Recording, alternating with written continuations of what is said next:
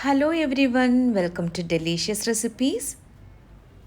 വളരെ എളുപ്പത്തിൽ തയ്യാറാക്കാൻ പറ്റിയ മുട്ടച്ചോറുമായിട്ടാണ് ഞാനിന്ന് വന്നിരിക്കുന്നത്. ഇത് കുട്ടികൾക്ക് ലഞ്ച് ബോക്സിലൊക്കെ കൊടുത്തുവിടാൻ വളരെ നല്ലതാണ്. 10 മിനിറ്റ് കൊണ്ട് തന്നെ നമുക്കിത് തയ്യാറാക്കിയെടുക്കാം. അപ്പോൾ നല്ല രുചികരമായിട്ടുള്ള ഈ മുട്ടച്ചോറ് എങ്ങനെയാണ് തയ്യാറാക്കുന്നതെന്ന് നോക്കാം. ഒരു കടായിൽ കുറച്ച് വെളിച്ചെണ്ണ ചൂടാക്കാൻ വെച്ചിട്ടുണ്ട്. ഈ വെളിച്ചെണ്ണ നന്നായിട്ട് ചൂടായി വരുമ്പോൾ ഇതിലേക്ക് കടുക് ചേർത്ത് കൊടുക്കാം. 1/2 ടീസ്പൂൺ കടുകാണ് ചേർത്തത്. ഈ കടുക് നന്നായിട്ടൊന്ന് പൊട്ടി വരുമ്പോൾ ഇതിലേക്ക് സവാള ചേർക്കാം. ഒരു സവാളയാണ് ഇതിലേക്ക് ചേർക്കുന്നത്. ഇനി ഇത് നല്ലതുപോലെ ഒന്ന് വഴറ്റിയെടുക്കണം.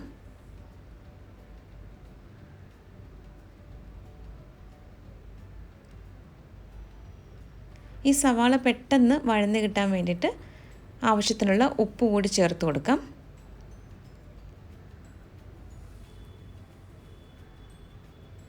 ഇനി ഇതിലേക്ക് അടുത്തതായി ചേർക്കുന്നത് ഇഞ്ചിയും വെളുത്തുള്ളിയുമാണ്. ഏകദേശം 1 ടീസ്പൂണോളം ചേർത്തിട്ടുണ്ട്. നന്നായിട്ടൊന്ന് ഇളക്കി കൊടുക്കാം.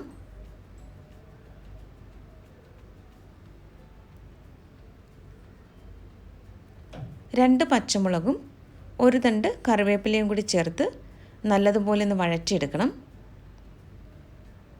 പച്ചമുളകിൻ്റെ അളവ് നിങ്ങളുടെ ഓരോരുത്തരുടെയും എരിവിനനുസരിച്ച് അല്പം കൂട്ടുകയൊക്കെ ആവാം.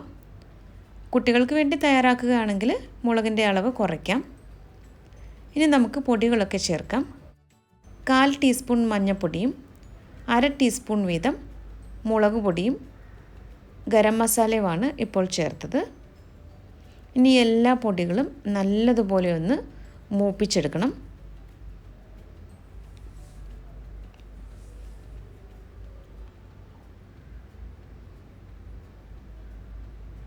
പൊടികളൊക്കെ നന്നായിട്ട് മൂത്ത് വന്നിട്ടുണ്ട്. ഇനി നമുക്ക് ഒരു തക്കാളി ചേർത്ത് കൊടുക്കാം. തക്കാളി ഈ മസാലയുമായിട്ട് നല്ലതുപോലെ ഒന്ന് മിക്സ് ചെയ്തെടുക്കണം. അതിനുശേഷം നമുക്കിതൊന്ന് അടച്ചു വെച്ചിട്ട് വേവിച്ചെടുക്കാം. തക്കാളി നല്ലതുപോലെ വെന്തുടഞ്ഞ് വരണം. ഇനി നമുക്കിതൊന്ന് അടച്ചു വയ്ക്കാം. ഇപ്പോൾ ഒരു 3-4 മിനിറ്റ് കഴിഞ്ഞിട്ടുണ്ട്. തക്കാളി നല്ലതുപോലെ സോഫ്റ്റായിട്ട് വന്നിട്ടുണ്ട്. നന്നായിട്ടൊന്ന് ഇത് മിക്സ് ചെയ്ത് കൊടുക്കാം. ഇനി ഇത് ഈ കടായിയുടെ ഒരു സൈഡിലേക്ക് നമുക്ക് ഒതുക്കി വെച്ച ശേഷം 3 മുട്ടയാണ് ഇതിലേക്ക് ഞാൻ പൊട്ടിച്ചൊഴിക്കുന്നത്.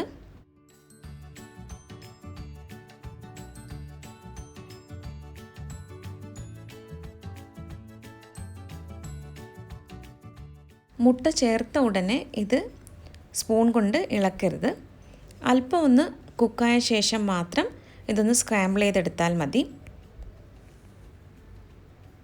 വളരെ ടേസ്റ്റി ആയിട്ടുള്ള ഒരു മുട്ടച്ചോറാണിത്. ഇതിനു മുമ്പ് ഞാൻ ലഞ്ച് ബോക്സ് റെസിപ്പികളൊക്കെ പോസ്റ്റ് ചെയ്തിട്ടുണ്ട്. അപ്പോൾ ആ വീഡിയോ കണ്ടിട്ടില്ലാത്തവരൊന്ന് കാണുക. റെസിപ്പികളൊക്കെ ഒന്ന് ട്രൈ ചെയ്ത് നോക്കിയിട്ട് ഫീഡ്ബാക്ക് കൂടി തരാൻ മറക്കരുത്. അപ്പോൾ ഈ സ്പൂൺ ഉപയോഗിച്ച് ഇത് നന്നായിട്ടൊന്ന് മിക്സ് ചെയ്തെടുക്കണം. അതിനുശേഷം നമുക്ക് മസാലയുമായിട്ട് ചേർത്ത് എല്ലാം കൂടി ഒന്ന് യോജിപ്പിച്ചെടുക്കണം. ഈ ഒരു മുട്ടച്ചോറ് തയ്യാറാക്കാനായിട്ട് വെറും 10 മിനിറ്റ് മാത്രം മതി. ബാക്കി വന്ന ചോറ് ഉപയോഗിച്ചും ഈ ഒരു മുട്ടച്ചോറ് തയ്യാറാക്കിയെടുക്കാം. ഈ ഒരു ചോറ് കഴിക്കുന്നതിന് വേണ്ടി പ്രത്യേകിച്ച് കറികളുടെ ഒന്നും ആവശ്യമില്ല. ഒരു റൈത്തയും പപ്പടവും കൂടി ഉണ്ടെങ്കിൽ നമുക്കിത് അടിപൊളിയാക്കാം. ഇനി ഇതിലേക്ക് വേവിച്ച ചോറ് ചേർത്ത് കൊടുക്കാം.